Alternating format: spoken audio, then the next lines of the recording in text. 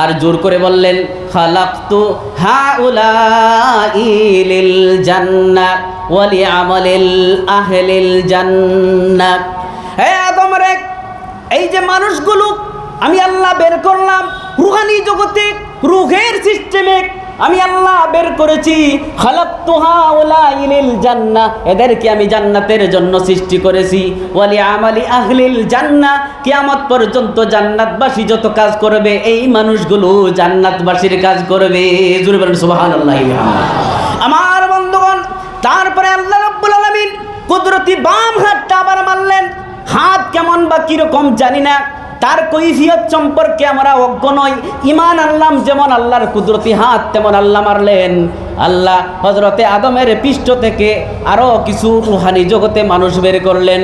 আল্লাহ রাব্বুল আলামিন দ্বিতীয়বার হযরতে আদমের পৃষ্ঠের মধ্যে কুদরতি বাম হাত মারার পরে জোর করে বললেন খালাকতু হাউলাই লিন-নার ওয়া লিআমালি আহলিন-নার। হে আদম রে, আদমকে সম্বোধন করে আল্লাহ রাব্বুল আলামিন বলেন, ও আদম, এই যে মানুষগুলো আমি বের করেছি এই রুহানি জগতে তোমার সন্তানেরা পৃথিবীর মধ্যে যাওয়ার পরে এরা জাহান্নামী হবে এবং জাহান্নামীদের কাজ করবে। জোরে বলেন নাউযুবিল্লাহি মিন যালিক। এই রুহানি জগতের মধ্যে আল্লাহ জান্নাতি এবং জাহান্নামী সব মানুষদেরকে বের করে দিলেন। কিভাবে ছিল ওরা?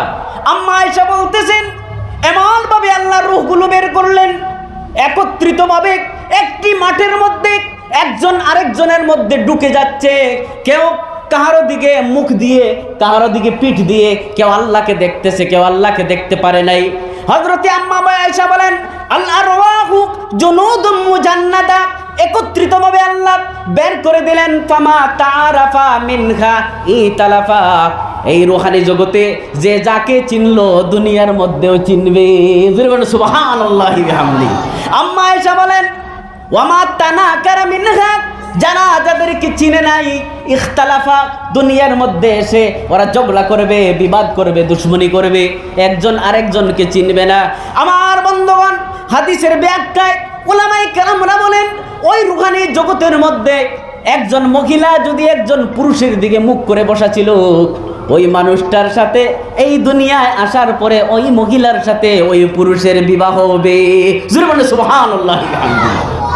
এই রুহানি জগতে আল্লাহ রাব্বুল আলামিন সমস্ত মানব জাতিকে একত্রিত করলেন। হযরতে আদম আলাইহিস সালাম একত্রিতভাবে নিজের সন্তানদেরকে তাকাইলেন, দেখলেন একটা চেহারা আকাশের নক্ষত্রের মতো ঝলমল করতেছে। জোরে বলেন সুবহানাল্লাহি বিহামদিহি। হযরতে আদম বললেন, ইয়া রাব্বাল আলামিন, ওই যে রুহানি জগতে কোটি কোটি লক্ষ লক্ষ আরব খারব রূহের মধ্যে একটা রূহ ঝলমল করতেছে, এই রূহটাকে আল্লাহ রাব্বুল আলামিন বললেন, ইন্না ইবনাকা দাউদ, উনি তোমার সন্তান দাউদ। হযরতে আদম আলাইহিস সালাম বললেন, ইয়া রাব্বাল আলামিন, আমার এই সন্তান পৃথিবীতে যাওয়ার পরে কয়দিন দুনিয়ার মধ্যে জীবন যাপন করবে? আল্লাহ রাব্বুল আলামিন বললেন 60 বছর। কয় বছর?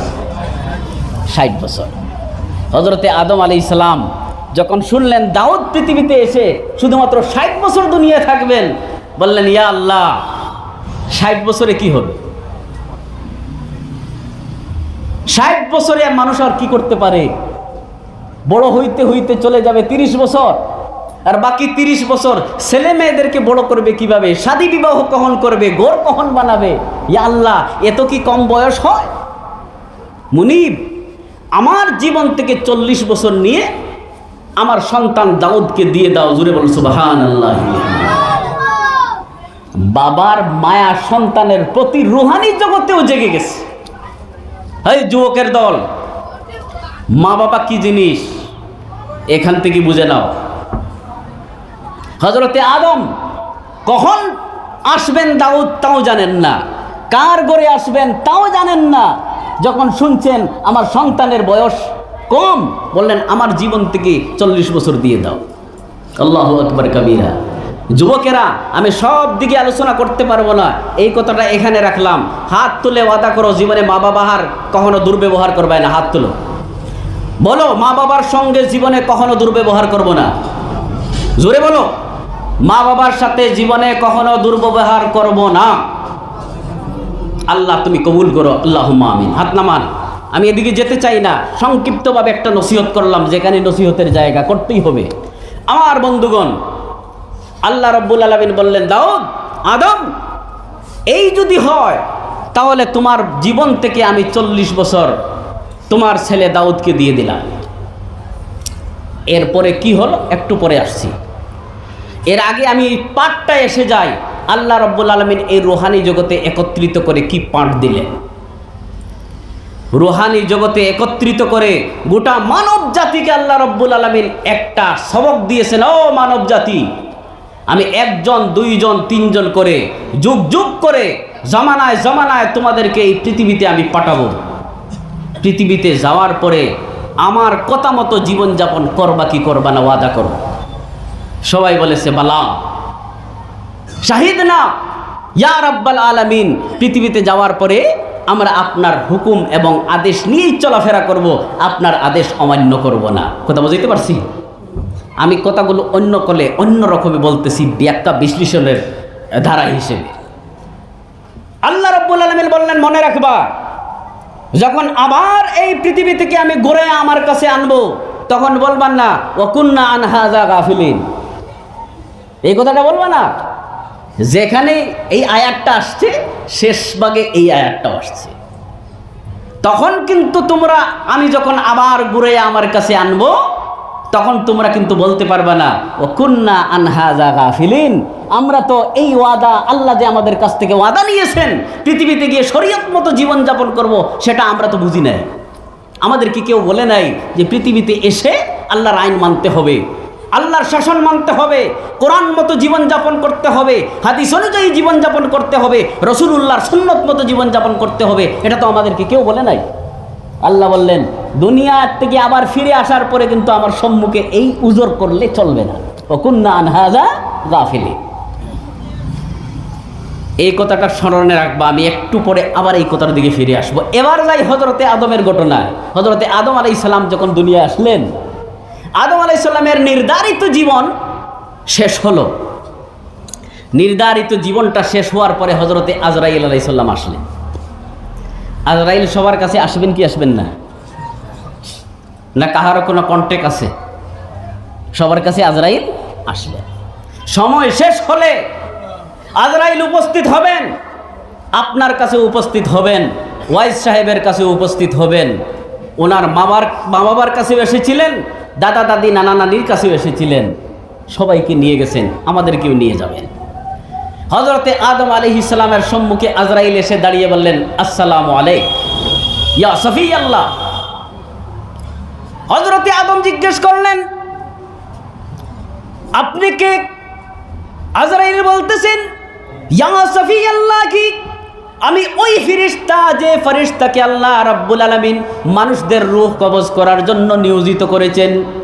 আদম, তোমার জীবন শেষ, আপনাকে আল্লাহর কাছে নেওয়ার জন্য আমি এসেছি। হযরতে আদম বলেন, আরে আজরাইল, আমার প্রাণ আপনি নিতে পারবে না, আমার রূহ তুমি কবজ করতে পারবে না। এখনো পর্যন্ত আমার নির্ধারিত জীবনের 40 বছর বাকি রয়ে গেছে। 40 বছর পূর্ণ না হওয়া পর্যন্ত আমার রূহ তোমাকে কবজ করতে দিব না। আমার বন্ধুগণ, হযরতে আজরাইল বললেন, ও আদম, রূহানি জগতে তোমার নির্ধারিত জীবন থেকে 40 বছর তুমি দাউদকে দিয়ে দিয়েছো। এখন কিন্তু সেই 40 বছরের দাবি করলে এখন চলবে না।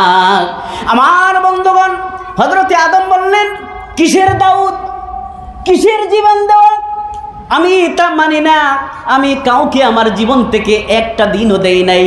আল্লাহর নবী বলেন, বুখারী শরীফের হাদিস, নাসিয়া আদম ফাসনাসিয়াত যুররিয়াতুহু, জাহাদা আদম ফাজাহাদাত যুররিয়াতুহু। আদম বলে গেলেন, তাই আদমের সন্তান বলে যান। আদম অস্বীকার করলেন, তাই আদমের সন্তান অস্বীকার করেন।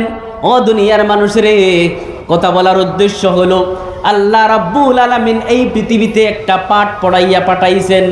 আমরা যখন দুনিয়ায় আসছি, দুনিয়া আসার পরে এই দুনিয়ার সুন্দর দিন এবং রাত, আকাশ এবং পাতাল, জমি জায়গা, বাড়ি গাড়ি, সুন্দর রূপসী যুবতী নারী এবং সন্তান ইত্যাদির মধ্যে পড়ে গেছি। এইগুলোর মধ্যে পড়ার পরে আল্লাহ রুহানি জগতের মধ্যে আল্লাহ রাব্বুল আলামিন আপনাকে আমাকে যে শিক্ষা দিয়েছিলেন সেই শিক্ষাটা আমরা ভুলে গেছি। কারণ আদম বলে গেছেন, আদমের সন্তান বলে যায়। আদম অস্বীকার করেছেন, আদমের সন্তান দুনিয়ায় এসে অস্বীকার করে। আমার বন্ধুরে, সেই ভুলে যাও পাঠকে আল্লাহ স্মরণ করার জন্য এই দুনিয়ার মধ্যে দুই ভাগের মানুষকে দিয়েছেন। এক ভাগ মানুষ দুনিয়ার মধ্যে এসেছে, তাদেরকে স্মরণ করিয়ে দেওয়া হবে। আর এক ভাগ আল্লাহ মানুষ পাঠিয়েছেন এই পৃথিবীর মধ্যে, বাকি মানুষগুলোকে তারা স্মরণ করিয়ে দিবে। জোরে বলেন সুবহানাল্লাহি বিহামদিহি। আল্লাহ রাব্বুল আলামিন, কথাটা বুঝাইতে পারছি? মানুষ ভুলে গেছে যেই পাঠটা আল্লাহ পড়াইয়াছিলেন যে এই দুনিয়ার মধ্যে গিয়ে আমার আইন অনুযায়ী জীবনযাপন করতে হবে, সেটা মানুষ ভুলে গেছে। সুতরাং এই দুনিয়ার মধ্যে আল্লাহ মানুষ যে পাঠিয়েছেন দুই ভাগে বিভক্ত। কয় ভাগে? দুই ভাগে বিভক্ত। একদল মানুষ যাদেরকে এই সবক, ভুলে যাওয়া সবককে স্মরণ করিয়ে দেওয়া হবে, এরা হলাম আমরা সবাই। জোরে বলেন আল্লাহু আকবার কাবীরা। আরো একটু জোরে বলেন আল্লাহু আকবার কাবীরা। আর আরো একদল মানুষ যাদেরকে আল্লাহ এই ভুলে যাওয়া সবককে গোটা মানব জাতিকে স্মরণ করিয়ে দেওয়ার জন্য পাঠিয়েছে। এই গোটা মানব জাতিকে রুহানি জগতে আল্লাহ যে পাঠ, যে শিক্ষা দিয়েছিলেন, সেই শিক্ষাটা মানুষ, আম মানুষ, জেনারেল মানুষ যারা ভুলে গেছে তাদেরকে স্মরণ করিয়ে দেওয়ার জন্য আল্লাহ আরেক দলকে পাঠিয়েছেন। এরা কারা? যাদেরকে আল্লাহ এই ভুলে যাওয়া সবককে স্মরণ করিয়ে দেওয়ার জন্য পাঠিয়েছেন, সেই জমাত, সেই গোত্র, সেই গোষ্ঠীর নাম হলো আম্বিয়ায়ে কেরাম। জোরে বলেন সুবহানাল্লাহি। আমার বন্ধুগণ, সেই ভুলে যাওয়া আলাস্তু বিরাব্বিকুম, আমি কি তোমাদের মালিক নই? আমি কি তোমাদের খালিক নই? আমি আল্লাহ কি তোমাদেরকে সৃষ্টি করি নাই? সেই সবকটাকে স্মরণ করিয়ে দেওয়ার জন্য আল্লাহ ইদ্রিসকে পাঠাইলেন, ইয়াহিয়াকে পাঠাইলেন, নূহকে পাঠাইলেন, আদমকে পাঠাইলেন, শুআইবকে পাঠাইলেন, লূতকে পাঠাইলেন, ইব্রাহিমকে পাঠাইলেন, ইসমাইলকে পাঠাইলেন, ইয়াকুবকে পাঠাইলেন, ইউসুফকে পাঠাইলেন, জাকারিয়াকে পাঠাইলেন, ইয়াহিয়াকে পাঠাইলেন, আমার বন্ধুরে হযরতে ঈসাকে পাঠাইলেন। শেষ ভাগে নবীদের নবী, সব নবীদের সর্দার আল্লাহর নবী মুহাম্মাদুর রাসূলুল্লাহ সাল্লাল্লাহু আলাইহি ওয়াসাল্লামকে আল্লাহ পাঠাইলেন দুনিয়ার মধ্যে। আমার বন্ধুরে, তাওরীত এসেছে ভুলে যাওয়া সবককে স্মরণ করিয়ে দেওয়ার জন্য, জবুর এসেছে সেই ভুলে যাওয়া সবককে দুনিয়ার মানুষকে স্মরণ করিয়ে দেওয়ার জন্য, ইনজিল এসেছে আল্লাহর কাছে ওয়াদা করে আসা ভুলে যাওয়া সবককে স্মরণ করিয়ে দেওয়ার জন্য। আমার বন্ধুগণ, হযরত ইব্রাহিম আলাইহিস সালামের কাছে 10টি সহিফা নাজিল হয়েছে সেই ভুলে যাওয়া সবককে গোটা মানব জাতিকে স্মরণ করিয়ে দেওয়ার জন্য। শেষ মুহূর্তে আল্লাহ রাব্বুল আলামিন গারে হেরা থেকে শুরু করে এই কোরআনে কারীম আল্লাহ খাতামুল আম্বিয়া মুহাম্মাদুর রাসূলুল্লাহর কাছে নাজিল করেছেন। সেই আলমে আরওয়াহের মধ্যে আল্লাহর দরবারে যে ওয়াদা করেছিলাম সেই ভুলে যাওয়া সবককে স্মরণ করিয়ে দেওয়ার জন্য। সুবহানাল্লাহি বিহামদিহি। আল্লাহর নবী যখন এই আমানতটা পাঠিয়ে দিলেন, নবী তোর শেষ নবী না? এই নবীর পরে আর নবী আসবেন? আর নবী আসবেন না। এই নবীর পরে যখন আর কোনো নবী আসবেন না, আর সোনার নবী খাতামুল আম্বিয়া মুহাম্মাদুর রাসূলুল্লাহ শেষ নবী উনি চলে গেছেন, তাহলে তখনকার তো যুগ যুগ হিসেবে নবীরা আসলেন ভুলে যাওয়া আল্লাহর পড়ানো পাঠটাকে স্মরণ করিয়ে দেওয়ার জন্য। আমার নবী যখন চলে গেলেন, কিয়ামত পর্যন্ত আমরা তো রুহানি জগতে ছিলাম, নবীকে তো পাই নাই, পরে আমাদেরকে এই ভুলে যাওয়া সবককে স্মরণ করিয়ে দিবে। নবীদের পরে বাকি মানুষের মধ্যে আবার দুই ভাগে বিভক্ত। বলেন সুবহানাল্লাহি বিহামদিহি। বাকি যে মানুষ নবীদের পরে, তাদের মধ্যে আবার দুই ভাগে বিভক্ত। একদল মানুষকে আম মানুষ থেকে আল্লাহ রাব্বুল আলামিন খাস বানাইয়া গোটা মানব জাতিকে হেদায়েতের দিকে ডাকার জন্য নিয়োজিত করেছেন। তাদের নাম হলো উলামায়ে কেরাম। জোরে বলেন সুবহানাল্লাহি। তাদের নাম হলো উলামায়ে কেরাম। আর সেই পাঠটা আল্লাহর নবী বুঝানোর জন্য এক বাক্যে গোটা উলামায়ে কেরামদেরকে বলিয়েছেন আল উলামা ওয়ারাসাতুল আম্বিয়া। আল উলামা ওয়ারাসাতুল আম্বিয়া তার মানে হলো আল্লাহ নবীদেরকে আলাস্তু বিরাব্বিকুম পাঠ দিয়ে পাঠিয়েছিলেন। নবীরা যখন চলে যাবেন, এই সিলসিলা যখন বন্ধ হয়ে যাবে, আল্লাহর নবী বলেন, ও উলামায়ে কেরামরা, তোমরা গোটা পৃথিবীর মানুষদেরকে সেই ভুলে যাওয়া সবককে স্মরণ করিয়ে দিবা। তাই ওই উলামায়ে কেরামরা, আম্বিয়ায়ে কেরাম যে গোষ্ঠী আল্লাহ গোটা মানব জাতি থেকে আলাদা করেছিলেন, আল্লাহ বলতেছেন, আল্লাহর নবী বলতেছেন, এই বাকি মানুষদের মধ্য থেকে আল্লাহ যেমন সমস্ত মানুষদের দিকে নবীদেরকে আলাদা করছেন, আল্লাহর নবী বলেন বাকি মানুষদের মধ্য থেকে আমি নবী, বাকি মানুষদের মধ্য থেকে আমি নবী ওলামাদেরকে আলাদা করলাম। আমার সাথে সবাই পড়েন, আল উলামা ওয়ারাসাতুল আম্বিয়া। ওলামা হলেন নবীদের ওয়ারিস, বাকি মানুষদের থেকে আলাদা, তারা বাকি মানুষদেরকে ওই ভুলে যাওয়া সবককে স্মরণ করিয়ে দেবে। এবার বুঝতে পারছেন তো এই মাদ্রাসাটা কি? হ্যাঁ, এই মাদ্রাসা হলো সেই ভুলে যাওয়া সবক স্মরণ করিয়ে যারা দিবে, বাকি মানুষ থেকে আলাদা, তাদেরকে তৈরি করার কারখানা। সুবহানাল্লাহি ওয়া বিহামদিহি। তাদেরকে তৈরি করার, উলামায়ে কেরামদের ওয়ারিস তৈরি করার কারখানা। যদি এই মাদ্রাসা না থাকে আর এখান থেকে উলামায়ে কেরামরা তৈরি না হন, আলাস্তু বিরাব্বিকুমের পাঠ এই দুনিয়ার মধ্যে জারি থাকবে না, স্মরণ করে দেওয়ার মধ্যে মানুষ থাকবে না। তাদের মান মর্যাদা কি এখান থেকেই বোঝা যায়। গোটা মানব জাতি থেকে আল্লাহ নবীদেরকে আলাদা করছে। গোটা মানব জাতি থেকে আল্লাহ নবীদেরকে আলাদা করছেন। নবীরা তাদের সিলসিলা সমাপ্ত হয়ে গেছে, তাদের ধারাবাহিকতা শেষ। তারপরে আল্লাহ রাব্বুল আলামিন আবার বাকি মানুষদের মধ্য থেকে উলামায়ে কেরামদেরকে আলাদা করেছে। আর তাদেরকে আলাদা করে তাদের গাড়ে, তাদের গর্দানে, তাদের মাথার উপরে এই উলামায়ে, এই আম্বিয়ায়ে কেরামদের দায়িত্ব দিয়ে তাদেরকে এই ব্যবস্থাপনা আয়োজন করে একটা কারখানার মাধ্যমে কিছু মানুষদেরকে তৈরি করে এই আম্বিয়ায়ে কেরামদের গুরু দায়িত্ব তাদের মাথার উপরে দিয়ে ছাড়তে হবে ময়দানে। তাহলে তার বাকি মানুষদেরকে ওই নবীরা যে শিক্ষা দিয়েছিলেন, আল্লাহর পক্ষ থেকে পাওয়া শিক্ষা মানুষ যে দুনিয়ায় এসে ভুলে গিয়েছিল, বাকি মানুষেরা, উলামায়ে কেরামরা বাকি মানুষদেরকে সেই ভুলে যাওয়া স্মরণ করিয়ে দেবে। জোরে বলেন সুবহানাল্লাহি ওয়া বিহামদিহি। তাই বন্ধুরে আমার, আল্লাহর নবী বলেন, আল্লাহ রাব্বুল আলামিন 4টি কিতাব, বড় বড় 4টি কিতাব দুনিয়ার মানুষদের মধ্যে পাঠিয়েছেন আলাস্তু বিরাব্বিকুমের পাঠ পড়ানোর জন্য। তার মধ্য থেকে সবচেয়ে বড় কিতাবের নাম হলো কোরআন। সুবহানাল্লাহি ওয়া বিহামদিহি। আমার বন্ধুগণ, ফেরেশতারা, আল্লাহর লক্ষ লক্ষ কোটি কোটি ফেরেশতারা, কয়জন ফেরেশতা দুনিয়ার কোনো মানুষ জানে না।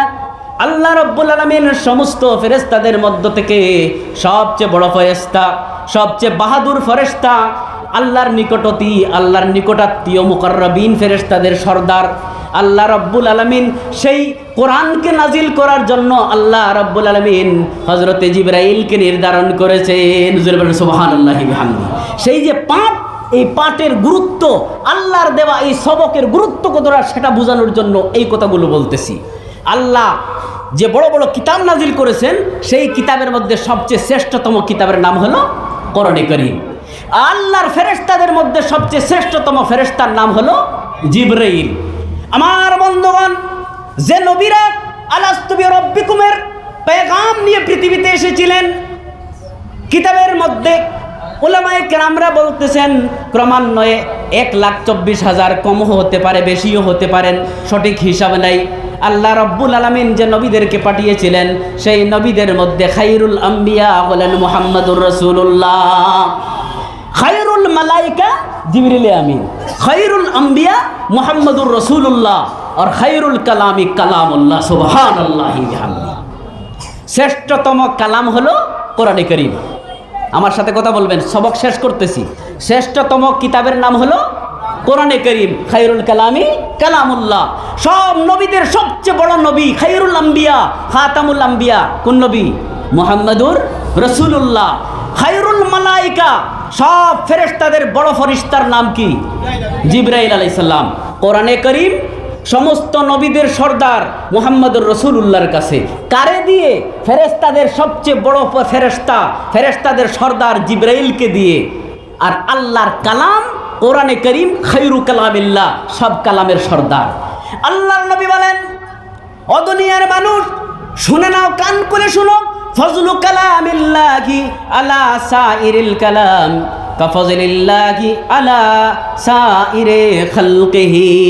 ও দুনিয়ার মানুষ, আল্লাহর কোরআনের ফজিলত এমনভাবে ধরে নাও, আল্লাহ যেমন সারা পৃথিবীর মখলুকাত থেকে আলাদা, আল্লাহর কালামটা সারা দুনিয়ার মানুষের কালাম থেকে আলাদা। সুবহানাল্লাহি ওয়া বিহামদি। সারা পৃথিবীর মধ্যে সবচেয়ে উত্তম জায়গা হলো মক্কা। পৃথিবী থেকে সবচেয়ে উত্তম জায়গাটার নাম হলো মক্কা।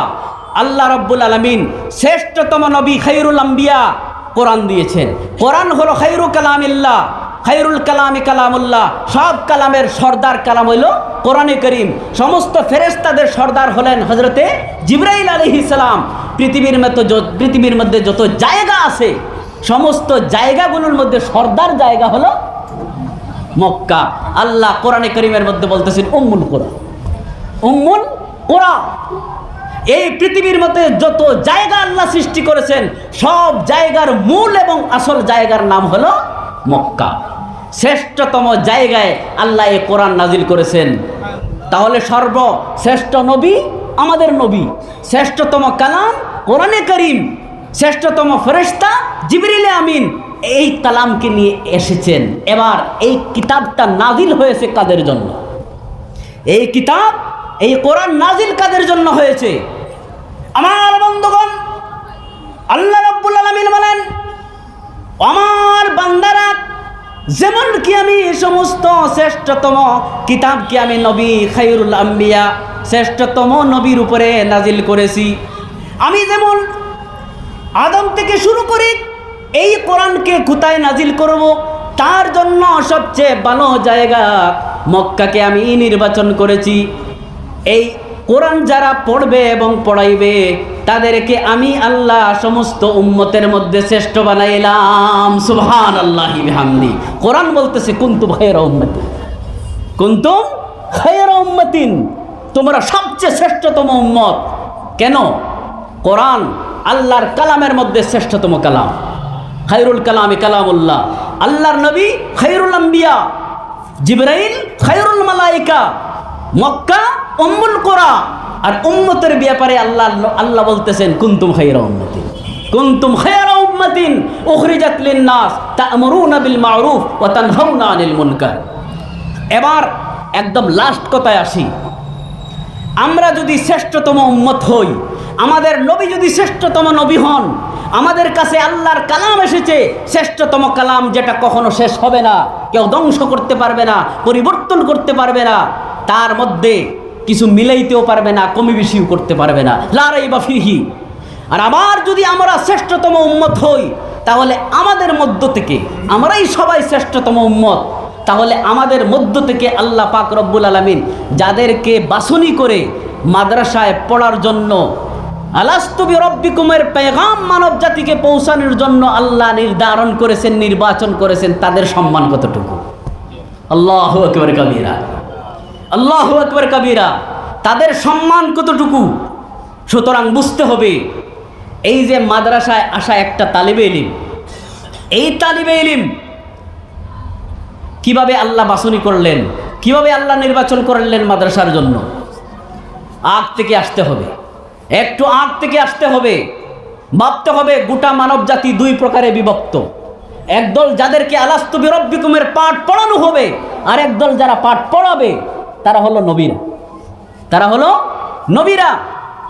আর নবীদের ধারাবাহিকতা যখন শেষ, তখন এই পৃথিবীতে আলাস্তু বিরব্বিকুমের পাঠ যারা পড়াবে, তারা হলো উলামায়ে কেরাম। আর উম্মত, নবীজির উম্মত সব খায়রে উম্মত, সব খায়রে উম্মত, শ্রেষ্ঠতম উম্মত। তাহলে সব যদি শ্রেষ্ঠতম হয়, একটা গ্রামের মধ্যে যদি 40 ঘর মানুষ থাকেন, সব নবীজির উম্মত, সবাই খায়রে উম্মত, সেখান থেকে যদি একটা তালিম ইলম গড় থেকে বের হয়, তাহলে খায়রে উম্মতের মাঝখান থেকে আল্লাহ রব্বুল আলামিন তাদেরকে সেই নবীদের খাতারে আল উলামা ওয়ারাসাতুল আম্বিয়া তাদের খাতারে নেওয়ার জন্য আল্লাহ নির্বাচন করে গ্রাম থেকে বের করে মনাচলা মাদ্রাসার দিকে পাঠাইতেছেন। আল্লাহু আকবার কাবীরা। কল্পনা করবেন, অনেক গভীর কথা বলতেছি। আপনার গ্রাম থেকে যখন আব্দুল বাসিত বা আব্দুল করিম কি সোহেল নামের বাচ্চা আপনার ঘর থেকে বের হয়েছে, তখন আপনি প্রথমে কল্পনা করবেন 1,24,000 বা কমবেশ নবীরা আল্লাহ পাঠিয়েছিলেন নবীদেরকে আলাস্তু বিরব্বিকুমের সবক দিয়ে। তাদের ধারাবাহিকতা শেষ। আল্লাহর নবী বলেছেন আমার পরে সেই পাঠটা গোটা মানব জাতিকে পড়াবে উলামায়ে কেরামরা। আবার নবীজির উম্মতেরা সবাই খায়রে উম্মত, নবীজির উম্মত সব খায়রে উম্মত। তার মানে এই গ্রামের মানুষ সব খায়রে উম্মত।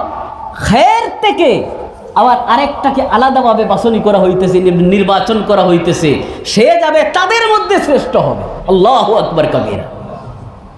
নবীজির উম্মত সবাই খায়রে উম্মত। বারবার বলতেছি, উম্মত দুই প্রকার, উম্মতে ইজাবত, উম্মতে দাওয়াত। সেই ব্যাখ্যায় আমি যাই না, লম্বা হয়ে যাবে কথা।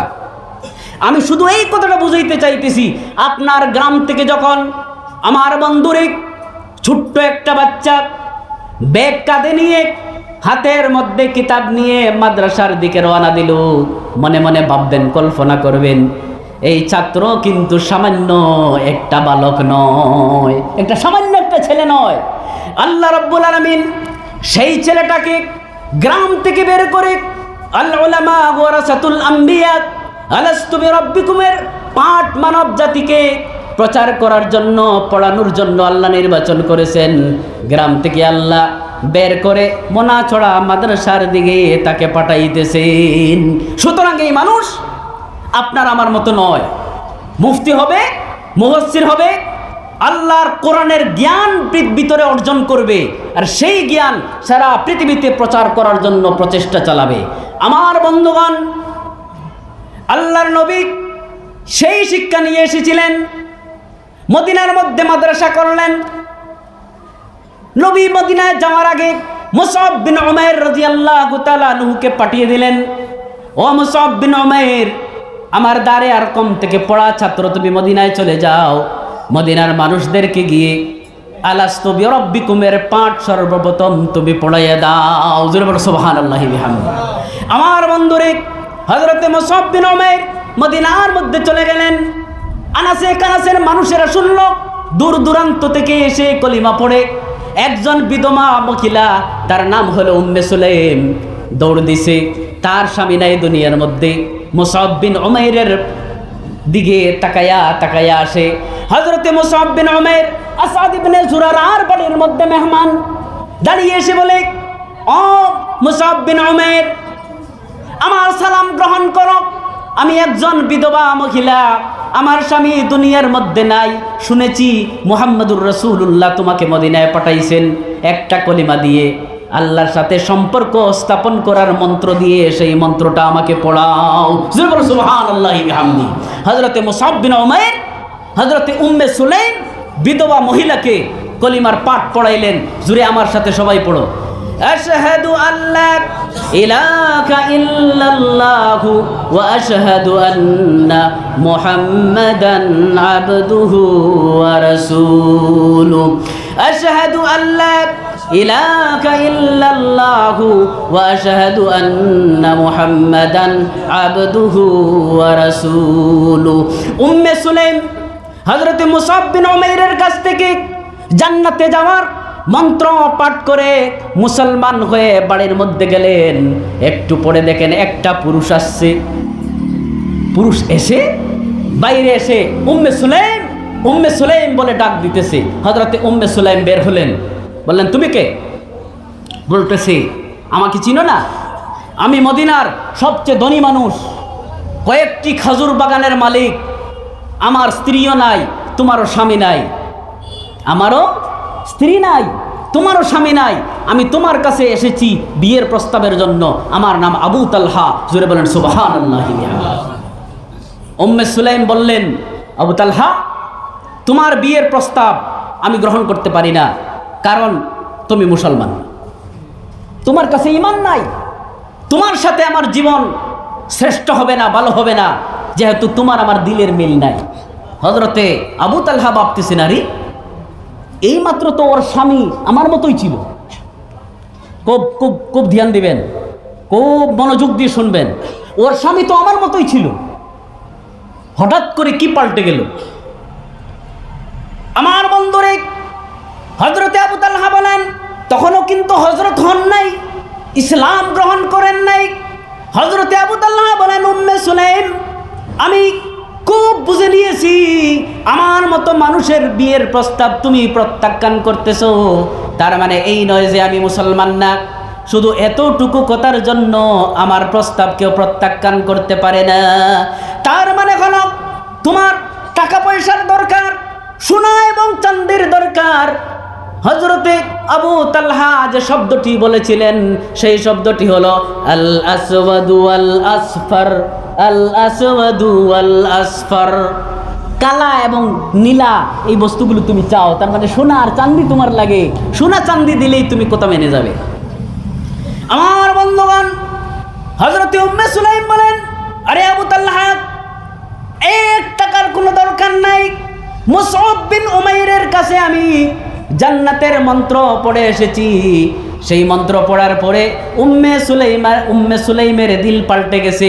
আল্লাহর কসম, এই দুনিয়ার সমস্ত বস্তু আমাকে দিলেও আমার কাছে বিন্দু পরিমাণ তার কোনো মূল্য নাই। তুমি ইসলাম গ্রহণ করে নাও, আর তুমি যদি কলিমা পড়ে নাও, আমি নবীজির পড়ানো একজন ছাত্রর কাছ থেকে কোরআনের জ্ঞান শিখে এসেছি, তুমি কলিমা পড়লে বিনা টাকা পয়সায় আমি তোমাকে স্বামী হিসেবে গ্রহণ করতে রাজি। জোরে বলেন সুবহানাল্লাহ। এই কথা শোনার পরে হযরতে আবু তালহা রাদিয়াল্লাহু তাআলা আনহু, তখনও রাদিয়াল্লাহু তাআলা আনহু হন নাই, মনে মনে ভাবতেছেন, আরে বাপরে, বিনা টাকা বিনা পয়সায় উম্মে সুলাইম আমার সাথে বিবাহে বন্ধনে আবদ্ধ হবে, তার মানেটা কি? মনে মনে ভাবলেন, খুশিও হইলেন, আবার চিন্তা করতেছেন, আমার ঘরে তো আমার একটা ক্ষুধা আছে। আমি ওই মাত্র কয়েকদিন আগে সুন্দর করে খড়ি দিয়ে বানাইছি, ভালো খড়ি দিয়ে শাল লাকড়ি দিয়ে বানাইছি। আমার এই ক্ষুধাটাকে, আল্লাহটাকে তো আমি বলতে পারি নাই। আমার বন্ধুগণ, হযরতে উম্মে সুলাইম বললেন, আবু তালহা, কলিমা পড়ে নাও। কলিমা যদি পড়ে আল্লাহর নবী মুহাম্মদুর রাসূলুল্লাহর দিনের মধ্যে তুমি এসে যাও, আমি কথা দিলাম আল্লাহর কসম তোমার সাথে সারা জীবন কাটাবো। হযরতে আবু তালহা এই কথা শোনার পরে উম্মে সুলাইমকে বললেন, তাহলে আমি কি করলে দিনের মধ্যে আসবো, আমি কি করতে পারি? হযরতে উম্মে সুলাইম বললেন, তার জন্য তোমাকে কোথাও যাইতে হবে না, কোনো কিছু করতে হবে না। আবু তালহা রে, গোসল করে নাও, আমার সম্মুখে এসে যাও, 2 রাকাত নামাজ পড়ো, আর আমার সাথে পড়তে থাকো, আশহাদু আল্লা ইলাহা ইল্লাল্লাহু ওয়া আশহাদু আন্না মুহাম্মাদুর রাসূলুল্লাহ। কিতাবের মধ্যে আসতেছে হযরতে আবু তালহা সঙ্গে সঙ্গে গোসল করলেন। গোসল করে এসে হযরতে উম্মে সুলাইমের সম্মুখে দাঁড়াইলেন। দাঁড়াইয়া বললেন, উম্মে সুলাইম, যা করাইতে চাও করাইয়া নাও, আমার মনকে তুমি চুরি করে নিয়েছো, এখন আমি এদিক সেদিক হব না, যা তুমি বলবে আমি তাই করব। হযরতে উম্মে সুলাইম বললেন, দাঁড়াও, পশ্চিম দিকে মুখ করে, মানে কাবা শরীফের আমাদের পশ্চিম, সেই জায়গায় কাবা শরীফ যেদিকে, সেদিকে মুখ করে দাঁড়াও, আর তুমি কলিমা শাহাদাত পাঠ করো। হযরতে আবু তালহা কলিমা শাহাদাত পাঠ করলেন। আর আল্লাহর নবীর ছাত্রের কাছে একটি মাত্র পাঠ পড়া মানুষটা ওই মাত্র কাফের ছিল, বেঈমান ছিল, মুহূর্তের পরে মুসলমান হয়ে গেল। সুবহানাল্লাহি বিহামদি। এই মাদ্রাসার ছাত্ররা তদ্রুপ বাছনি করছে আল্লাহ, নির্বাচন করেছেন আল্লাহ। আর ওয়ারাসাতুল আম্বিয়া, গোটা মানব জাতির হেদায়েতের জন্য আল্লাহ নির্বাচন করে মনাসরায় পাঠাইছেন। যখন বের হবে এখান থেকে লক্ষ লক্ষ মানুষ তার হাতে হেদায়েত পাবে। আলাস্তু বিরব্বিকুমের পাঠ তার হাত থেকে শিখবে। আমার বন্ধুগণ, হযরতে আবু তালহা মুসলমান হয়ে গেলেন। এইমাত্র মুসলমান হয়ে কলিজার ভিতরে একটা আগুন জ্বলে উঠল। আবু তালহা বললেন, উম্মে সুলাইম, যে নবীর সাহাবীর কাছ থেকে ঈমান তুমি গ্রহণ করেছো, ওই নবীকে না দেখা পর্যন্ত আবু তালহার মনে শান্তি নাই। উম্মে সুলাইম বলেন, উনি তো আসেন নাই মদিনায়, ছাত্র পাঠাইছেন, ওনার সঙ্গে সাক্ষাৎ করতে হলে মক্কার মধ্যে যেতে হবে।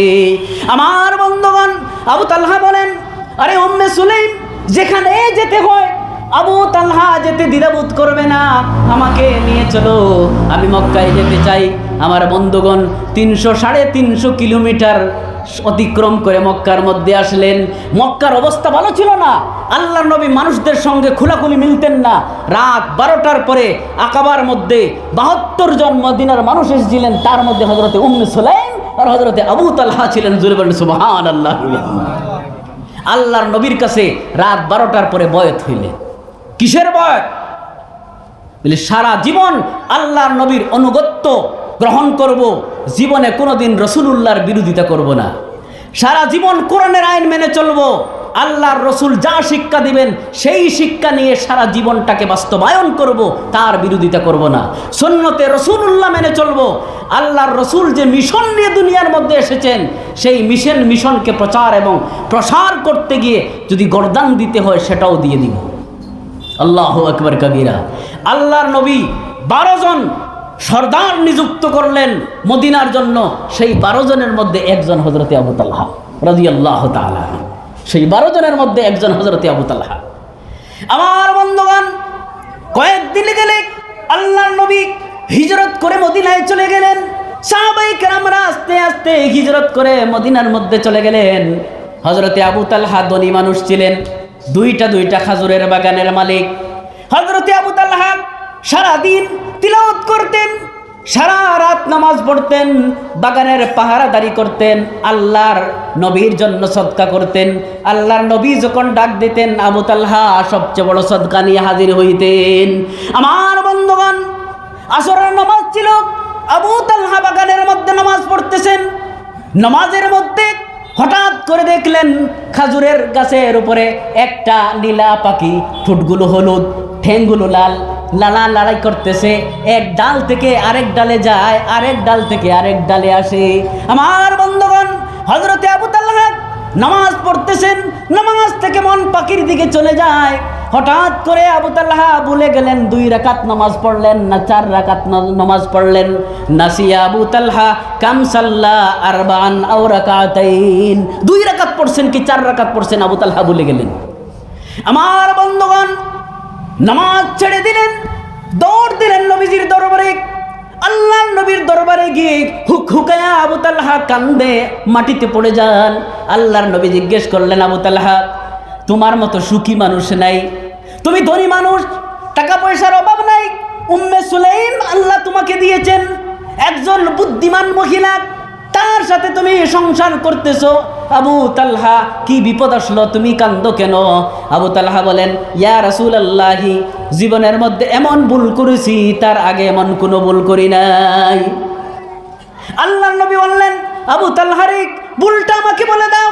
আবু তালহা বলেন, ইয়া রাসূলুল্লাহি, আল্লাহর চেয়ে আমি দুনিয়ার মধ্যে কাউকে বেশি ভালোবাসি না। আল্লাহর জন্য নামাজ পড়তেছিলাম, নামাজের মধ্যে দাঁড়িয়ে দাঁড়িয়ে ভুলে গেলাম কয় রাকাত নামাজ পড়ছি। 2 রাকাত নামাজ পড়লাম না 4 রাকাত নামাজ পড়লাম।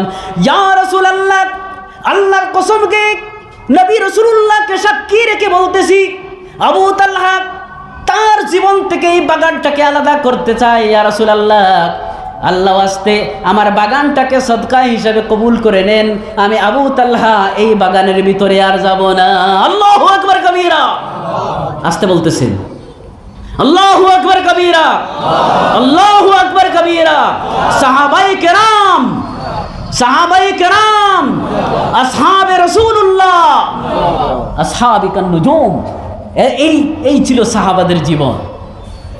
वो मुअज़्ज़ज़ थे ज़माने में मुसलमान होकर और हम खार हुए तारीके कुरआन होकर। वो मुअज़्ज़ज़ थे, ওরা সম্মানিত ছিল। ওরা কারা? আসহাবিকান নুজুম। আল্লাহর নবী বলতেছেন, खुद नाते राहों पर, खुद नाते जो राहों पर गैरों के हादी बन गए। যারা নিজেরাই রাস্তায় ছিল না, বুত পূজক ছিল, উলঙ্গ হয়ে কাবা শরীফের তওয়াফ করত, যারা মানুষের হক নষ্ট করত, খুদ নাতে জোরা হৌপা। এতিম মিসকিনদেরকে যারা খেতে দিত না, যারা সকালে ঘর থেকে যখন বের হইতো হাতে তরবারি আর ডাল আর গুড়া নিয়ে বের হইতো, খুদ নাতে জোরা হৌপা। আল্লাহর নবীর শিক্ষা গ্রহণ করলেন, আলাস্তু বিরব্বিকুমের পাঠ পড়লেন, তারপরে কি হইলেন? আল্লামা ইকবাল বলতেছেন, খুদ নাতে জোরা হৌপা গয়রোं के हादी बन गए। সারা পৃথিবী হেদায়েতের জন্য আল্লাহ তাদেরকে নিযুক্ত করে দিলেন। আল্লাহর নবী বলতেছেন কান্নুজুম বিআইহিম ইহতাদাইতুম ইহতাদাইতুম। আল্লাহু আকবার। আল্লামা ইকবালের দূরদর্শিতা দেখেন, শের বানিয়েছেন, কবিতা বানিয়েছেন আল্লাহর নবীর হাদিস সম্মুখে। খুদ নাতে জরাहों पर गैरों के हादी बन गए, क्या नजर थी की दृष्টি ছিল কার? আল্লাহর রাসূলের। সুবহানাল্লাহি বিহামদি। क्या नजर थी, আল্লাহর নবীর নূরে নবুয়তের নজর কি উচ্চ মাত্রার ছিল। क्या नजर थी जिसने मुर्दों को मसीहा कर दिया, যারা নিজেই মুর্দা ছিল তারা অন্যদেরকে জীবিত করার শক্তি পেয়ে গেল। আল্লাহু আকবার।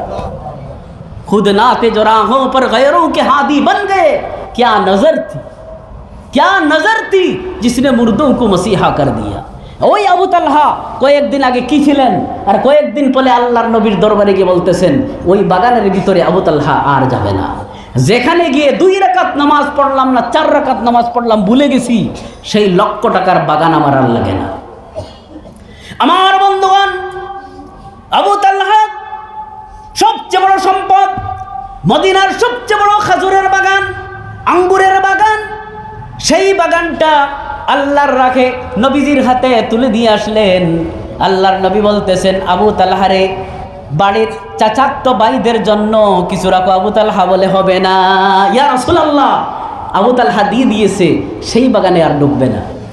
আমার বন্ধুগণ, 2-3 বছর গেল, মক্কা থেকে হাজার হাজার মানুষ, 3000 মানুষ মদিনার মধ্যে আক্রমণ করতে চলে যায়, মদিনাকে ঘেরাও করতে চায়। সাহাবায়ে কেরামরা প্রত্যাক্রমণ করলেন, আটকে দিলেন উহুদের পাশে, উহুদের পাহাড়ের পাশে সাহাবায়ে কেরামরা আটকে দিলেন। আল্লাহর নবী 1000 মানুষদেরকে নিয়ে বের হলেন। রাস্তা থেকে 300 মুনাফিক চলে যায়, 700 মানুষদেরকে নিয়ে আল্লাহর নবী তাদেরকে তাড়ানোর জন্য বের হলেন। আমার বন্ধুগণ, কৌশলগত কারণে, কৌশলগত মিস্টেকের কারণে আল্লাহর নবীর একটি আদেশ অমান্য করার জন্য প্রাথমিক দৃষ্টিতে মুসলমানরা হেরে যান, আল্লাহর নবী জখমি হয়ে যান। আমার বন্ধুরে, আল্লাহর নবীর চেহারা লক্ষ্য করে কাফেররা পাথর মারলো, তরবারি দিয়ে আঘাত করলো। আল্লাহর নবী রক্তাক্ত হয়ে মাটিতে পড়ে যান। আবু তালহা হঠাৎ করে দেখলেন আল্লাহর নবীর চেহারা থেকে রক্ত বে প্রবাহিত হইতেছে। আবু তালহা চিৎকার দিয়ে বলেন ইয়া রাসূলুল্লাহ, আপনাকে কে আঘাত করলো? আল্লাহু আকবার। আবু তালহা বলেন ইয়া রাসূলুল্লাহ, আপনাকে কে আঘাত করলো? আবু তালহা থাকতে পাখির মতো উড়ে আবু তালহা আল্লাহর নবীর সম্মুখে দাঁড়িয়ে যান, দাঁড়িয়ে বলেন ইয়া রাসূলুল্লাহ, আপনার পক্ষ থেকে আমি যুদ্ধ করব। ইয়া রাসূলুল্লাহ, আপনি মাথা উঠাইবেন না, কাফেররা আপনার মাথার উপরে আঘাত করতে পারবে। চিৎকার দিয়ে বলেন আবু তালহা নাহরি দুনা নাহরিক ওয়া সাদরি দুনা সাদরিক ফিদাকা বি ওয়া উম্মি। ইয়া রাসূলুল্লাহ, আপনার বুকের আগে আমার বুক, আমার সিনা আপনার সিনার আগে। নাহরি দুনা নাহরিক সাদরি দুনা সাদরিক ফিদাকা বি ওয়া উম্মি, আমার মা এবং বাবা আপনার জন্য কুরবান। ইয়া রাসূলুল্লাহ, পাথর আসলে আবু তালহা পিটে নেবে, তীর আসলে আবু তালহা নেবে, তরবারির জখম হলে আবু তালহা গায়ে নেবে। আমার বন্ধুগণ, আল্লাহর নবী রক্তাক্ত হয়ে বেহুশ হয়ে মাটির মধ্যে পড়ে যান। আবু তালহা তরবারের আঘাতকে নিজের গায়ে নিলেন, তীরের আঘাত গায়ে নিলেন। আমার বন্ধুরে, পাথরের আঘাত গায়ে নিলেন, 70 থেকে 80টা আঘাত পেয়ে গেলেন। আবু তালহার হাত রক্তাক্ত ক্ষতবিক্ষত হয়ে যায়, গোটা শরীরটা ক্ষতবিক্ষত হয়ে যায়। কাফেরেরা পলায়ন করলো। আল্লাহর নবী যখন কোনো মানুষকে দেখতেন হাতে তরবারি নিয়ে পলায়ন করতেছে, আল্লাহর রাসূল ডাক দিয়ে বলতেছেন ও মানুষের, তুমি পলায়ন করো না, তোমার তীর তরবারি তলোয়ার আবু তালহাকে দিয়ে দাও। আবু তালহা আমার হেফাজত করতেছে, আল্লাহ তাকে নিযুক্ত করেছেন। আল্লাহু আকবার। আবু তালহাকে আল্লাহ আমার হেফাজতের জন্য নিযুক্ত করেছেন। ওই আল্লাহর বান্দা, তীর নিয়ে তুমি পলায়ন করো না, ওই তীরগুলো আবু তালহাকে দিয়ে দাও। বুখারী শরীফের হাদিস, জিলদে সানি, হযরতে আবু তালহা ওই দিন 3টি কামান আবু তালহার হাতে ভেঙে চুরমার হয়ে যায়। হযরতে উমর রাদিয়াল্লাহু তাআলা আনহু বলতেছেন, কয়েক বছর পরে আবু তালহার পিঠে হাত দিয়ে আবু তালহা, আল ইয়াউম উহুদ কুল্লুহু লাক, উহুদের দিন পুরোটাই তোমার ছিল। আল্লাহর নবীর যেভাবে তুমি হেফাজত করেছো, আল্লাহর নবী কোনো দিন কোনো মানুষের জন্য আবি ও উম্মি বলেন নাই, তোমার জন্য উহুদের দিন আল্লাহর নবী আবি ও উম্মি বলেছেন।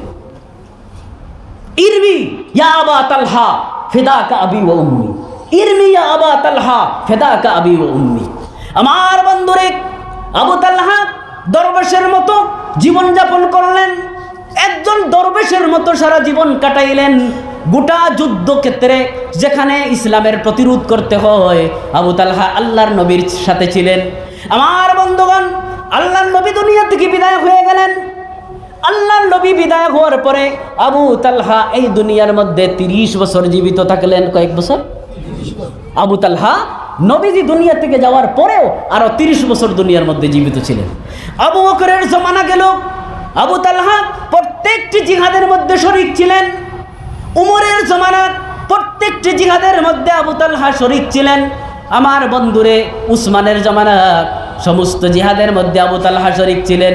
উসমান গনির জমানা আসলো, হযরতে উসমান গনি দূর দূরান্তে সমুদ্রের যুদ্ধের মধ্যে কিছু সাহাবায়ে কেরামকে নির্ধারণ করলেন পাঠানোর জন্য।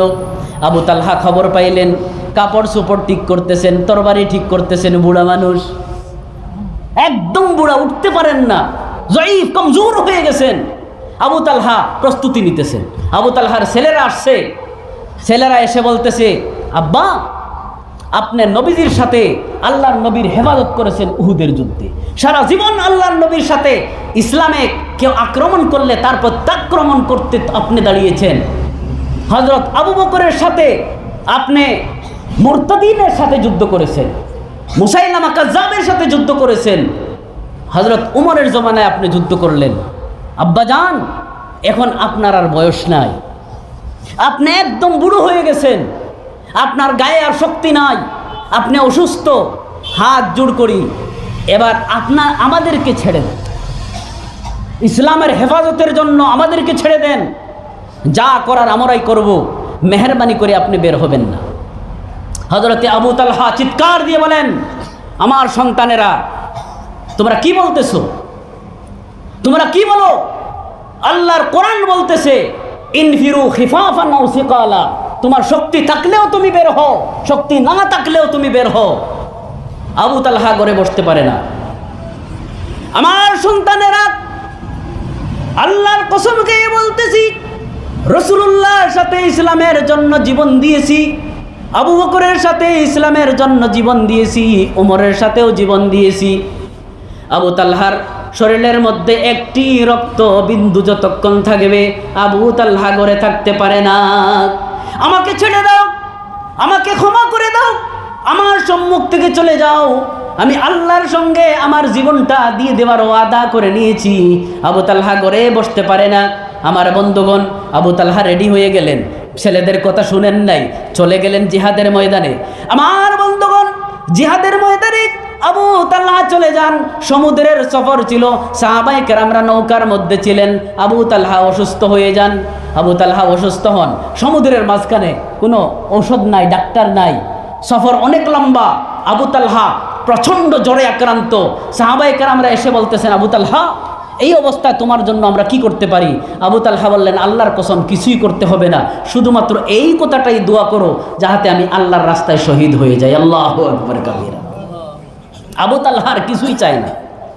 একজন সাহাবী বলতেছেন, আবু তালহা, তোমার ছেলেরাও বাড়িতে, তোমার স্ত্রীও বাড়িতে, এই জঙ্গলের মাঝখানে, সমুদ্রের মাঝখানে যদি তুমি শহীদ হও, তুমি যদি মারা যাও, তাহলে তোমাকে তো কেউ দেখবে না। আবু তালহা বলতেছেন, আমি আল্লাহর রাসূলুল্লাহর সাথে পাহাড়ের মধ্যে রাত্রে 12টায় ওয়াদা করেছিলাম সারা জীবন ইসলামের জন্য কাটাবো। আল্লাহু আকবার কাবীরা। আমি আকাবার মধ্যে ওয়াদা করেছি আল্লাহ রাসূলুল্লাহর হাতে জীবনটা ইসলামের জন্য দিব। আবু তালহার কোনো ভয় নাই। আমার বন্ধুগণ, কিতাবের মধ্যে আসতেছে, হযরতে আবু তালহা জ্বর যখন বেড়ে যায়, আবু তালহা নৌকার মধ্যে থাকা সাহাবায়ে কেরামদেরকে ডাক দিলেন। সবাই আসলেন, ডাক দিয়ে বললেন, ও সাহাবায়ে কেরামরা, আমার মনে হয় আমি আর বাঁচব না।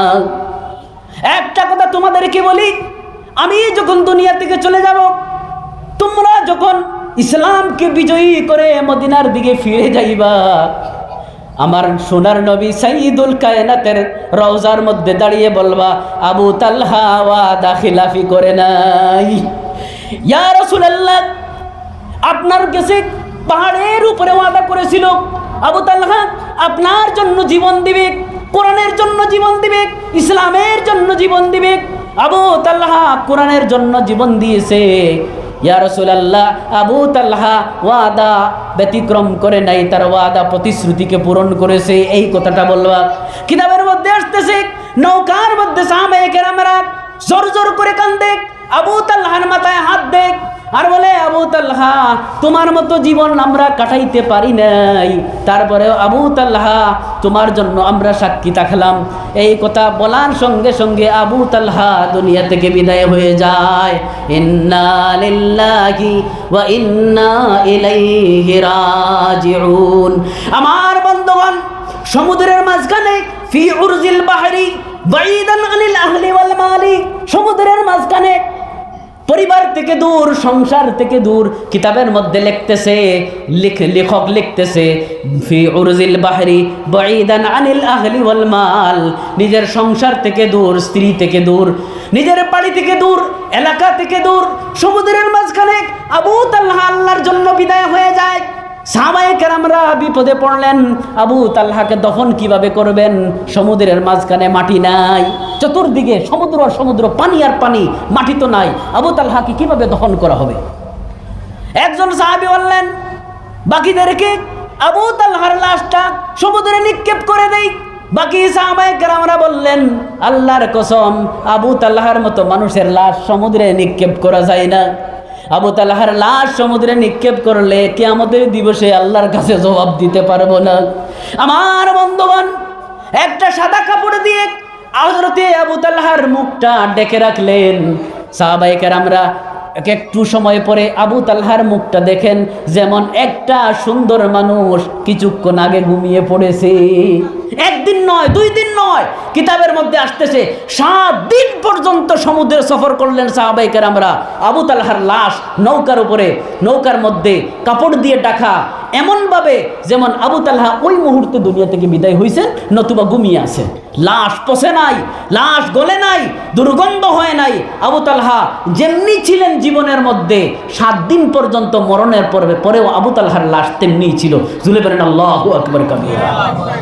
7 দিন পরে একটা দ্বীপ আসলো, সেই দ্বীপের মধ্যে সাহাবায়ে কেরামরা একত্রিত হয়ে কোথায়, কোন জায়গায়, অজানা অচিনা বাড়ি থেকে দূর একটি দ্বীপের উপরে আবু তালহাকে দফন করা হয়। আল্লাহু আকবার কাবীরা। আমার বন্ধুগণ, এই যে সাহাবায়ে কেরামরা, আল উলামা ওয়ারাসাতুল আম্বিয়া, আল উলামা ওয়ারাসাতুল আম্বিয়া, হযরতে মুসআব বিন উমাইরের ক্লাস থেকে বের হওয়া শিক্ষক, গোটা মানব জাতিকে আলাস্তু বিরাব্বিকুমের পাঠ পড়ানোর জন্য বেরিয়েছিলেন। গতিকে এই মাদ্রাসার ভিতরে একটা গ্রাম থেকে যে ছাত্র আসবে, সেই ছাত্রটাকে ভাববেন এটা হলো কুনতুম খায়রা উম্মাতিনের মধ্যে আল্লাহ বাছনি করে বাকিদের জন্য যাকে বের করেছে, এই মানুষটা সেটাই। আল উলামা ওয়ারাসাতুল আম্বিয়া। আল্লাহ পাক রব্বুল আলামিন আমাদের সবাইকে যাতে বলার চেয়ে বেশি আমল করার তৌফিক দান করেন, আর আল্লাহ যাতে এই মাদ্রাসাটাকে হেফাজত করে রাখেন। জোরে বলেন আল্লাহুম্মা আমিন। এই মাদ্রাসার ছাত্রদেরকে ভালোবাসবেন, হুজুরদেরকে ভালোবাসবেন। যদি রোডের মধ্যে দেখেন এই মাদ্রাসার একটা ছাত্র যাইতেছে, মনে মনে কল্পনা করবেন, আল্লাহ যদি চাইতো এই দিনের কাজের জন্য আমাকেও তো নির্বাচিত করতে পারতো, আমাকে কেন করে না? এই ছাত্রের দিকে ভালোবাসার নজরে তাকাইবেন, আর এই কথা মনে করবেন যে আমি যদি কাল কিয়ামতের দিবসে আল্লাহর দরবারে কিছুই নিয়ে যেতে না পারি, তাহলে আল্লাহর রসুলের একটা ওয়ারিসকে আমি ভালোবাসছি। উলামায়ে কেরামদের দিকে নেকির নজরে তাকাইবেন, এরা সামান্য বস্তু না, এরা সামান্য মানুষ না, এরা আলাদা, যাদেরকে আল্লাহ আলাদা করেছে। মাদ্রাসার যে কোনো প্রয়োজনে মাদ্রাসার মুহতামিম, হেড হুজুর, তাদেরকে যাতে আপনার বাড়িতে যেতে না হয়, আপনি নিজে আসবেন, নিজে এসে হেড হুজুরের কাছে যাবেন, মুফতি হুজুরের কাছে যাবেন, গিয়ে জিজ্ঞেস করবেন, হুজুর আমি গরিব, এই ছাত্রদের কোনো খিদমত আমার উপযুক্ত, গরিব মানুষের উপযুক্ত আছে কিনা না আপনি বলেন, ছোট্ট করে যেটা আমি পারি নিজ ইচ্ছা মতো এসে নাম লেখাবেন, সেই প্রয়োজনটা পূরণ করবে।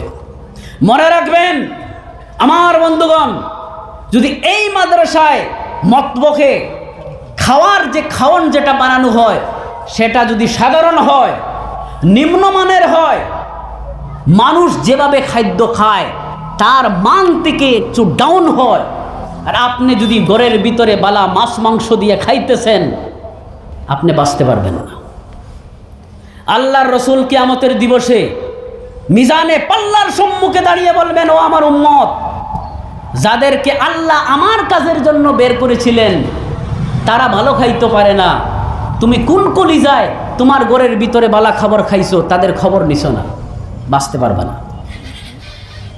আরেকটা কথা বলি, মাদ্রাসায় যারা হুজুররা শিক্ষা দেয়, আপনার আমার ছেলে মেয়েদেরকে কোরআন শিখাইতেছেন, তাদেরও জীবন আছে, তাদেরও সংসার আছে, তাদেরও ছেলে মেয়ে আছেন, তাদেরকেও শিক্ষা দীক্ষা দিতে হবে, প্রাইভেট পড়াইতে হবে, স্কুল শিক্ষা মাদ্রাসা শিক্ষা দিতে হবে, তারও অনেক খরচ আছে, তারাও অসুস্থ হন, তারাও বেয়ারাম হন।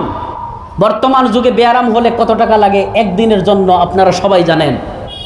হুজুরদের বেতনের মান উন্নত করেন, এলাকার মানুষ তার জন্য আপনারা নিজেই ব্যবস্থা গ্রহণ করুন, তাদের বেতন জানার জন্য কমিটির কাছে চাপ দেন যে হুজুরদের বেতন আপনারা আমাদেরকে জানান কত।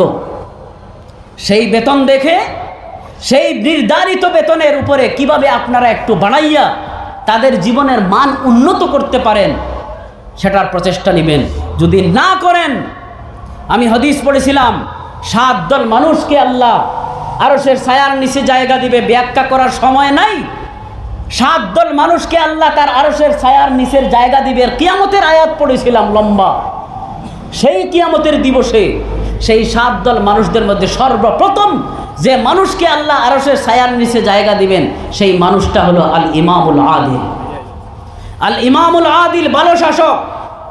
ভালো শাসককে অনেক লম্বা ব্যাখ্যা, সংক্ষেপে শুনেন, 2-3 মিনিটের ভিতরে আমার কথাগুলো শেষ করতেছি। আমি শুধুমাত্র লাস্ট কথাটা যে হাদিসটা পড়েছিলাম সেই হাদিসের 7 দলের কথা না বলে খালি একটা মানুষের কথা বলি, আর এখানের সাথে এই বক্তব্যের সাথে মিলাতে চাই। আল ইমামুল আদিল, ভালো শাসক কে?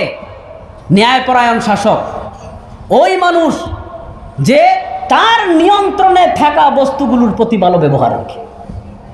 তাই ভালো শাসক মাদ্রাসার হেড হুজুর, বাকি হুজুরদের জন্য মাদ্রাসার ছাত্রদের জন্য শাসক। মুহতামিম বাকি হুজুরদের জন্য ছাত্রদের জন্য শাসক।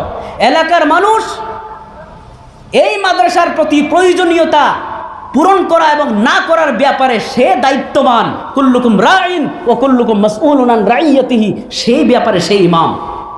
ঘরের মহিলা তার ঘরের ভিতরে স্বামীর বস্তুর হেফাজত করা, ছেলে মেয়েদেরকে ভালো শিক্ষা দেওয়া, নিজের ইজ্জতের হেফাজত করা, সেখানেই সে শাসক। আল মারআতু রাইয়াতুন ফি বাইতি যাওজিহা। সুতরাং আল ইমামুল আদিল, আপনার সম্মুখে যদি মাদ্রাসার ছাত্ররা কষ্ট পাইতেছে, হুজুররা মাসে বেতন পাইতেছে না, নিম্নমানের বেতন, আর আপনি ভালো জিন্দেগি কাটাইতেছেন, আপনি আল ইমামুল আদিল নন। আল্লাহর কসম, কিয়ামতের দিন আপনি কঠিন সময় আল্লাহর আরশের ছায়ার নিচে আপনার জায়গা হবে না। ফেরেশতারা টাইনা টাইনা বের করে দিবে। হাদিস লম্বা, আমি ব্যাখ্যায় যাব না। আমার বন্ধুগণ, হাত জুড়ে বলতেছি, এই মাদ্রাসাগুলোর দায়িত্ব নেন আপনারা, আহমিয়ত বুঝেন। যেমন ইমামদের বেতন নিম্নমানের, এলাকার মানুষেরা ইমামটা কি খাইবে, কিভাবে বাঁচবে, ছেলে মেয়েদেরকে কীভাবে শিক্ষা দিবে, তার জীবনের মধ্যে কোনো অসুস্থতা আসলে তার ব্যবস্থাটা কিভাবে করবে, কোনো মানুষের কোনো খবর নাই। 6,000-5,000 বেতন, আর বড় বড় গফ, সেক্রেটারি প্রেসিডেন্টের বড় বড় মাত। আপনি আল ইমামুল আদিল নন। কিয়ামতের দিবসে আল্লাহর আরশের ছায়ার নিচে আপনার জায়গা নেই। সুতরাং আমার বন্ধুগণ, হাত জুড়ে বলতেছি, দুশ্মনেরা এই মাদ্রাসাগুলোর গুরুত্ব বুঝে, আমরা বন্ধুরা বুঝতেছি না। দুশ্মনেরা বুঝতেছে যে এই মাদ্রাসাগুলো যদি মাহফুজ থাকে, সুরক্ষিত থাকে, তাহলে তাদের কি বিপদ আসবে। তাই ওরা এই মাদ্রাসাগুলোর পিছনে পড়ে গেছে। আমরা এই মাদ্রাসাগুলোর গুরুত্ব বুঝতে পারতেছি না। আমরা এই মাদ্রাসার ছাত্রদের দিকে হেয় প্রতিপন্নভাবে আমরা তাকাই, নিম্নমানের চোখ দিয়ে তাদের দিকে তাকাই, বাঁচতে পারবেন না। আমার বন্ধুগণ, একটা মাদ্রাসার ছাত্র মনে করে নেন ওই বাজারে গেল, একটা সামান কিনতেছে, আর কোনো মানুষ যদি ওই ছাত্রের দিকে অসম্মানী ভাব নিয়ে তাকায়, আর তার মনে যদি এই কথা থাকে ওরা মাদ্রাসায় পড়ে আর কি হবে। অনেক বড় ফতোয়া মুফতি সাহেব এখানে আমি দিতেছি না, ইহানাতুল উলামায়ে কুফরুন, শরিয়া কায়েদ, ইহানাতুল উলামায়ে কুফরুন ইন কানা বিসাবাবিল ইলম। এই বাচ্চাকে যদি আপনি অপমানিত করেন শুধু এই জন্য যে সে কোরআন পড়ে, আপনার ঈমান থাকবে না, আপনার ঈমান থাকবে না, তৎক্ষণাৎ ঈমান চলে যাবে। ভয় লাগতেছে তাই ঘুরাইয়া পেছাইয়া বললাম, সোজাসুজি বলি নাই। আমার বন্ধুগণ মনে রাখবেন, ওই হুজুররা পিঠের মধ্যে বস্তা নিয়ে সিজনে সিজনে গ্রামে গ্রামে গিয়ে মানুষের কাছে ভিক্ষা করে করে মাদ্রাসাগুলো সুরক্ষা দিতেছেন। মনে রাখবেন, সিজনের টাইমে হুজুররা যদি যান এলাকার মধ্যে, আর কোনো মানুষ তাদেরকে দেখে পলায়ন করে আর এই কথা মনে করে এসে গেছে কিছু নেওয়ার জন্য, আল্লাহর কসম আপনি বিপদমুক্ত নন। আপনি এশাআতে দিন থেকে পলায়ন করতেছেন। যারা এশাআতে দিনের জন্য, এই দিনকে প্রচার করার জন্য যারা মেহনত করতেছে, তাদেরকে আমি হেয় প্রতিপন্ন করতেছেন, আপনি জবাব দিতে হবে। আল ইমামুল আদিল আপনি নন। আল্লাহর কসম, যদি হুজুরদেরকে দেখেন কালেকশনের জন্য আসতেছেন, বাড়ির ভিতর থেকে বেরিয়ে আসবেন, জুরে সালাম করবেন, সম্মান জানাবেন, আর বলবেন হুজুর এই দিনের কাজ আমি করার কথা ছিল, এই দিন সবার, এই কোরআন সবার, আপনারা দায়িত্ব নিয়েছেন আমাদের পক্ষ থেকে, আপনি আমার বাড়িতে আসলেন, আমি সেখানে গিয়ে দেওয়ার কথা ছিল, মেহেরবানি করে বেয়াদবি মাফ করবেন। বাড়িতে আসেন, চা পান, যা ইচ্ছা আপনি বলুন, খুলে বলুন, আমি আপনার খিদমত করব। আমার অকাত অনুযায়ী বেশি তো দিতে পারবো না, হুজুর সন্তুষ্ট মনে যা দিলাম তা নিয়ে যান, মনে কিছু আনবেন না। কথা বুঝাইতে পারছি? আমি কথা বুঝাইতে পারছি? এটা সব কিতাব থেকে বলতেছি, আর ব্যাখ্যা অনেক লম্বা। এই দিক দিকে আমি যদি যাই, কোথাও কোথাও আক্রমণ করে আমাদের নিম্নমানের ব্যবহারের কারণে কোন জায়গায় আঘাত করে আমি সব দেখিয়ে দিতাম হাদিসের দৃষ্টিতে।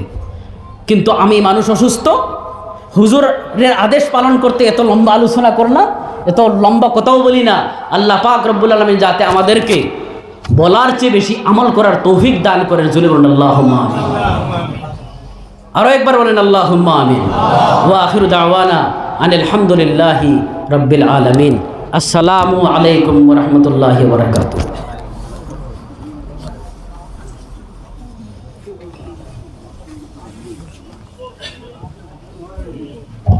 আপনারা বলুন আল্লাহ শুকরিয়া।